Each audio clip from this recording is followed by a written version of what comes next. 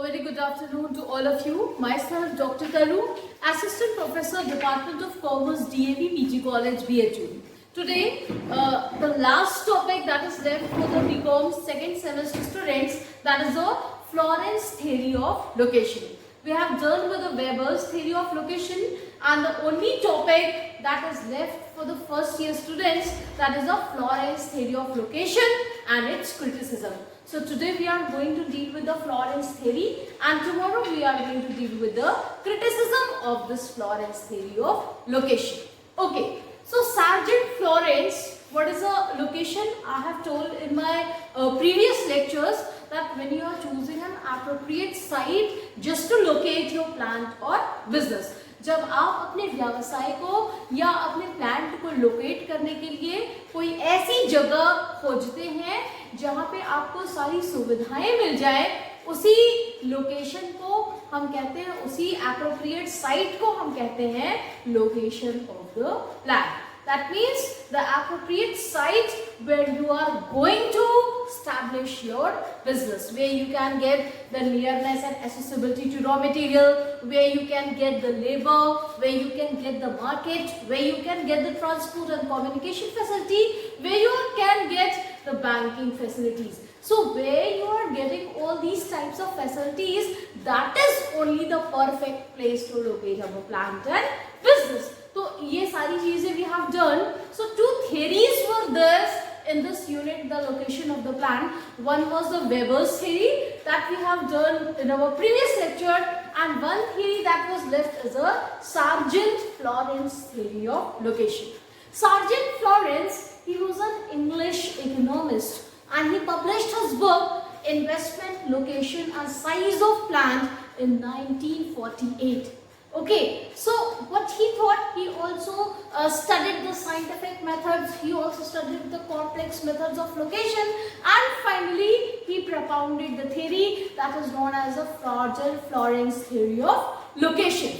What he said that Weber's theory जो थी वो totally deductive method पे based थी, ठीक है, that was totally based on the deductive method. And Florence की जो theory है, that was totally based on the inductive method that is backed by the statistical techniques. And he was a person who thought कि the problem of location is a very complex problem and that is of practical importance. वो ये सोचते थे कि सबसे important जो problem है, ठीक है, वो क्या है? वो ये है कि हम कहाँ पे अपने प्लांट को या अपनी इंडस्ट्री को लोकेट करें. Where I want the concentration of my industry, कहाँ पे हम अपनी इंडस्ट्री को कंसंट्रेट करें, लगाएं, ताकि हमको ज़्यादा से ज़्यादा लाभ हो. ठीक है, हम ऐसी जगह पे अपनी इंडस्ट्री को लगाएं where we are earning more and more profit, जो हमको ज़्यादा से ज़्यादा लाभ दे.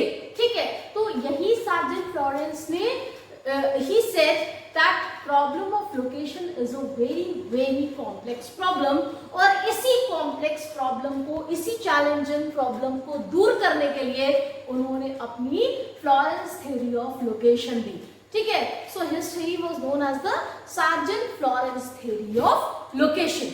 अब उन्होंने and his theory was gained respectability throughout the world because लोग ये मानते थे कि उनके थ्योरी से टैंजिबल रिजल्ट निकला है जो कि अलग अलग ट्रेंड्स डिस्ट्रीब्यूशन ऑफ इंडस्ट्री का बताता है. Why his theory gained respectability throughout the world? Why? Because his theory gave the tangible results, and that tangible result showed the trends and the various trends in the distribution of industry. That's why weber की theory की आलोचना हुई. Weber's theory was location was criticized, and finally the new theory was propounded, that was the Florence theory of location. Florence ने भी अपनी theory में दो concept की बात की है. Number one, that is the location quotient, और number two, that is the coefficient of localization. पहला location quotient और दूसरा उन्होंने बताया coefficient of localization. Location quotient क्या होता है? What is location quotient? Location quotient is an index. ये एक तरीके का इंडेक्स है जो हमको ये बताता है the concentration of industry in each region और स्टेट। ठीक है, हमको ये बताता है लोकेशन क्वेश्चन कि हम अपनी इंडस्ट्री को किसी पर्टिकुलर रीजन में अगर लोकेट करना चाहें तो क्या सोच के कैसे हमको पता चलेगा कि हाँ यही वो एग्जैक्टली वो रीजन है, यही वो स्टेट है, यही वो साइट है जहां पे हमको अपने प्लांट को लोकेट करना चाहिए। सो इसीलिए फ्लोरेंस ने लोकेशन क्वोशिएंट जैसी स्टैटिस्टिकल टेक्निक का फॉर्मूला लगाया था जो ये बता रहा था कि what is the concentration of industry in a particular region और स्टेट। ठीक है, जिससे हमको ये पता चलेगा कि क्या वहां पे कंसंट्रेशन है, उस रीजन का concentration industry, higher share of industry है या नहीं है या यूनिटी है। अब इसको फाइंड आउट कैसे करेंगे? लोकेशन क्वोशिएंट जो फ्लोरेंस ने बताया था that is basically the ratio of 2 percentages. ठीक है, वो 2 परसेंटेजेस का रेशियो था। एक तो वो that percentage of industrial worker in a particular industry in that region or state and with divided by the percentage of industrial worker, total industrial worker in that region। कहने का मतलब उन्होंने दो तरीके के परसेंटेज से इस लोकेशन क्वोशिएंट को बताना चाहा। एक तो नंबर वो परसेंटेज कि total number of industrial worker एक किसी पर्टिकुलर इंडस्ट्री में उस रीजन में कितने हैं और उस रीजन में total number of industrial worker कितने हैं। यदि हम इन दोनों के परसेंटेज को डिवाइड कर देते हैं तो हमें लोकेशन क्वोशिएंट पता लग जाते हैं। And he said that one another way is also, एक दूसरा भी एक और फॉर्मूला है जैसे कि percentage of total industrial worker in a particular industry in that particular region divided by the total number of industrial worker in that particular industry in whole country। अभी वहां पे पहले वाले फॉर्मूले में हम रीजन की बात कर रहे थे और इस फॉर्मूले में हम concentration of worker in a particular industry region में कितने हैं और साथ ही साथ ऑल ओवर इंडिया मतलब पूरे कंट्री में कितने नंबर ऑफ इंडस्ट्रियल वर्कर उस इंडस्ट्री में काम कर रहे हैं। यदि इन दोनों को हम डिवाइड कर लेंगे तो हमें कंसंट्रेशन ऑफ इंडस्ट्री पता लग जाएगा कि what is whether that reason और state is having a higher share of industry और that reason is not having a higher share of industry. जैसे मैं आपको एक एग्जांपल से इसको समझाने की कोशिश करती हूँ कि मान लीजिए हमको पता लगाना है कि if we want to ascertain the concentration of carpet industry in UP, then we need to ascertain the location quotient। मान लीजिए हमको ये पता लगाना है कि कारपेट इंडस्ट्री का कंसंट्रेशन यूपी में है कि नहीं है और है तो कितना है। ठीक है, सो if we want to ascertain the concentration of carpet industry in UP, we need to ascertain the local quotient and for this purpose मान लीजिए हमने ये डाटा निकाला है। किस लिए? क्योंकि हमको मान लीजिए अभी what I was telling you in the Florence theory कि उन्होंने क्या बताया था कि percentage of total industrial worker in a particular industry in that particular region divided by the total number of industrial worker in that region। कहने का मतलब मान लीजिए इंडस्ट्री ले लीजिए कारपेट इंडस्ट्री और रीजन या स्टेट आप मान लीजिए ले लीजिए उत्तर प्रदेश। तो यदि हमको ये पता लगाना है कि कारपेट इंडस्ट्री में ठीक है कितने नंबर ऑफ इंडस्ट्रियल वर्कर उस पूरे उत्तर प्रदेश में काम कर रहे हैं तो हम लोकेशन क्वोशिएंट से पता लगा लेंगे कि कारपेट इंडस्ट्री में कंसंट्रेशन ऑफ वर्कर कितने हैं। ठीक है, तो मान लीजिए कि number of workers engaged in carpet industry in Uttar Pradesh 5 lakh है। ठीक है, number of industrial worker carpet industry में उत्तर प्रदेश में 5 लाख वर्कर हैं। ठीक है, this is an imaginary data because I am telling you that with a practical example then you will understand very easily. Okay, उसके बाद total number of workers engaged in carpet industry in India मान लीजिए 10 लाख। कहने का मतलब कि carpet industry में total number of industrial worker Uttar Pradesh में मान लीजिए 5 लाख है। ठीक है, और total number of worker engaged in carpet industry पूरे इंडिया में, अभी हम यहाँ पहले वाले में रीजन की बात कर रहे हैं, मान लीजिए उत्तर प्रदेश में 5 लाख है और region total all over India में कारपेट इंडस्ट्री में 10 लाख वर्कर काम कर रहे हैं। उसके बाद number of industrial worker in Uttar Pradesh कितने हैं? 10 लाख।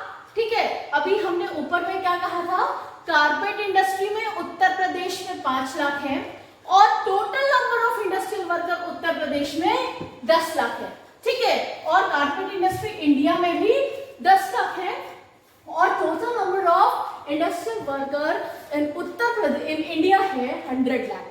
ठीक है, कहने का मतलब कि अगर हमें if we want to ascertain the carpet industry, the concentration of the carpet industry in Uttar Pradesh, first we will find out what are the number of industrial worker in carpet industry in Uttar Pradesh, that is 5 lakh. The number of industrial worker in carpet industry all over India is 10 lakh. Then the total number of industrial worker in Uttar Pradesh, that is a 10 lakh, and total number of industrial worker all over India is 100 lakh. ठीक है, मान लीजिए ये हमने एक imaginary data ले लिया। Now, first of all, we will have to calculate the percentage of workers engaged in carpet industry in UP in relation to carpet industry in India. सबसे पहले हम किसका डिवीजन लेंगे कि total number of industrial worker carpet industry में उत्तर प्रदेश में कितने हैं and divided by the total number of industrial worker in carpet industry in India कितने हैं। तो total number of industrial worker in carpet industry in Uttar Pradesh कितने हैं? 5 लाख। ठीक है, and the total number of workers engaged in carpet industry in India कितने हैं? 10 लाख। तो 5 डिवाइडेड बाय 10 इंटू 100, ये हमको क्या बता रहा है? पहला परसेंटेज बता रहा है कि the number of industrial worker in carpet industry in Uttar Pradesh divided by the number of industrial worker in carpet industry in India, that is 5 divided by 10 into 100. अब हम देखेंगे दूसरा हमारा जो डिवीजन है, that is the number of worker in Uttar Pradesh, total number of industrial worker, अभी carpet industry में नहीं, वो तो हमने एक फॉर्मूला ले लिया पहले। अब what we have to do, the total number of industrial worker in Uttar Pradesh, that means in a particular region, divided by the total number of industrial worker all over the India. मतलब कहने का मतलब कि total number of industrial worker उस reason में कितने हैं divided by the total number of industrial worker all over India कितने हैं। पहले फॉर्मूले में हम लोग जो परसेंटेज कर रहे थे वो कारपेट इंडस्ट्री के हिसाब से कर रहे थे कि number of industrial worker in carpet industry in Uttar Pradesh divided by the number of industrial worker in carpet industry in India. ठीक है, that's a 5 divided by 10 into 100। और उसके बाद दूसरा हम क्या रहे कि total number of industrial worker Uttar Pradesh में कितने हैं divided by the total number of industrial worker India में कितने हैं। तो इससे हमको कंसंट्रेशन ऑफ इंडस्ट्री पता लग जाएगा। तो 5 divided by 10, 5 means the number of industrial worker in carpet industry in Uttar Pradesh divided by the number of industrial worker in carpet industry in India. 5 divided by 10 into 100. Now we will divide it by the number of total industrial worker in that particular region. Region यहाँ पे क्या है? State क्या है यहाँ पे? उत्तर प्रदेश है। तो total number of industrial worker उत्तर प्रदेश में कितने हैं? 10 lakh. This is a 10 lakh. और total number of industrial worker all over India कितने हैं? 100. So 10 divided by 100 into 100. So if we are going to divide the carpet industries पूरे India और reason में कितने हैं divided by total number of industrial worker region और country में कितने हैं, then that is a 50 divided by 10 is equal to 5. That means this reveals the concentration of industry. ठीक है, अगर हम इंडस्ट्री के संग संग रीजन और पूरी कंट्री को लेकर total number of industrial worker उस रीजन और पूरी कंट्री को डिवाइड कर देंगे तो जो हमें लोकेशन कोशेंट मिलेगा, जो फैक्टर मिलेगा, that reveals the concentration of industry. ये जो हमको 5 मिला है that is the concentration of industry. ये हमको बताता है कि what is the concentration of industry. अब इस 5 जो आया है what we are going to conclude with that. ठीक है, अगर the concentration of industry is equal to 1, that means if it is unity, तो आप anywhere you can आप अपनी इंडस्ट्री को कंसंट्रेट कर सकते हैं। लेकिन अगर ये more than 1 है, जो हमारा आंसर आया है that is a 5, sorry I have written here 0, it was 1, that is equal to unity. ठीक है, तो अगर 1 है आंसर, that means कि आप कहीं पे भी अपनी इंडस्ट्री को लोकेट करें, that is equal to unity, that is equal to 1. अगर 1 से ज्यादा है, अगर यूनिटी से ज्यादा है, 5 आ रहा है, हमारा आंसर क्या है यहाँ पे, that means concentration level को हमने डिवाइड किया, the answer we are getting here is the 5, that means it is more than unity. तो अगर 1 से ज्यादा है, more than unity है, तो that means that concentration, that area, that region is having a higher share of industry. ठीक है, तो कहने का मतलब उत्तर प्रदेश एक यूनिटी से ज्यादा है, 5 है, तो 5 आया है इसका concentration of industry. That means that's a perfect place, that's an appropriate site to locate our plant, because we are getting the answer that's more than unity. 1 से ज्यादा है, 1 unity है और 1 से ज्यादा है 5. That means this area is having a higher share of industry. और अगर ये 1 से कम है, that means unity is equal to 1. अगर 1 से कम है, that means that area, that region, that state is not having a higher share of industry. तो ये हमें पूरा फ्लोरेंस ने बताया था, that's a location quotient. किस तरह इस इंडेक्स से हम ये जान सकते हैं कि हमें अपनी इंडस्ट्री को उस पर्टिकुलर रीजन या स्टेट में क्यों हम कैसे कंसंट्रेट करें, ये हम कैसे जान पाएंगे. तो with the help of location question we can easily know that whether we have to concentrate our industry in that reason और स्टेट और not. So if it is above unity, definitely that area is having a higher share of industry. If it is below unity, that means that area is not having a higher share of industry.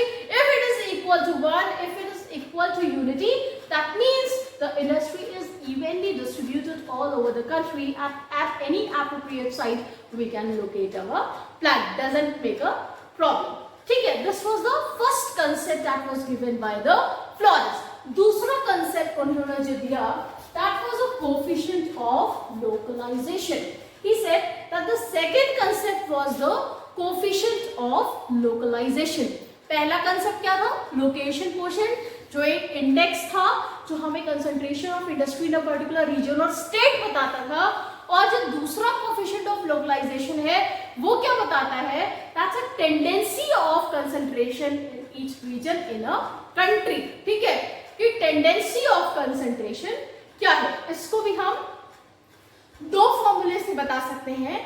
कि एक तो percentage of industrial worker in a particular industry divided by the percentage of industrial worker in the carpet industry in all over India. That means अगर हम percentage of industrial worker each region में कितने हैं particular industry में, divided by percentage of industrial worker in India कितने हैं particular industry में. और दूसरा क्या होगा कि percentage of in total number of industrial worker in that region divided by the total number of industrial worker in a country. तो if we are going to subtract 1 from 2, ठीक है, that means carpet industry में region और state में कितने हैं, divided by the percent of industrial worker in carpet industry in India divided by the total number of industrial worker in that region to the percentage of total number of industrial worker in all over India. So if we are going to subtract 1 from 2, then we are getting the deviation. और उस deviation को हम sum up करते हैं, उस positive deviation को we are going to sum up and we are going to divide it by 100. ठीक है, तो जो हमें number मिलेगा that is the coefficient of localization and that reveals the concentration tendency of an industry. 0 and 1 is the limit.